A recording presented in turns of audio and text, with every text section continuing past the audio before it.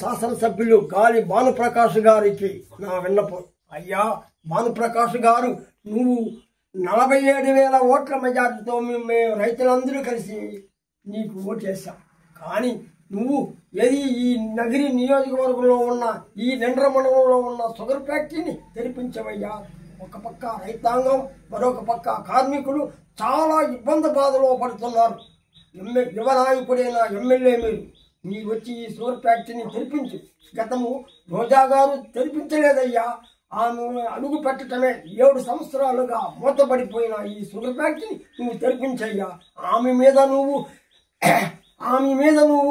47,000 ఓట్ల మెజార్టీతో మా రైతాంగం, యువకులు అందరూ నీకు కలిసి కట్టుగా గెలిపించాం. స్వతంత్రం వచ్చిన మొదలుకొని ఎవరు ఇంత ఈ నగరి నియోజకవర్గంలో ఎవరు ఇంత మెజార్టీ సంపాదించలేదయ్యా.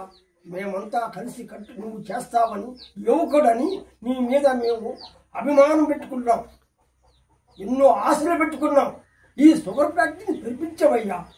భానుప్రకాష్ గారు, ఎమ్మెల్యే గారు, మీరు తెరిపించు. మీరు నిద్రపోతే లాభం లేదయ్యా. రాత్రింబొగులు కష్టపడి ఈ నగరి నియోజకవర్గంలో ఉన్న ఈ నిండ్ర మండలంలో షుగర్ ఫ్యాక్టరీని తెరిపించు. నేను నగరి నిండ్ర మండలంలో ఉన్న రైతు నాయకుడు నా గ్రామ స్వస్థలం కొట్టాడు. రెడ్డివారి చెంగారెడ్డి గ్రామస్తుని.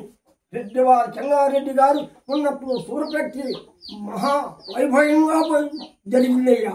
ఇప్పుడు ఈ మూతపడిపోయిన ఈ రోజా గారు రావటం, జబర్దస్త్ ఆడటం, ఈ రోజా గారు వల్ల మూతపడిపోయిన షుగర్ ఫ్యాక్టరీని తెరిపిస్తానని మమ్మల్ని మోసం చేసిన రోజా గారు, ఇప్పటికైనా మీ దయచేసి మా మీద కరుణించి రా. ఎమ్మెల్యే గారు రండి.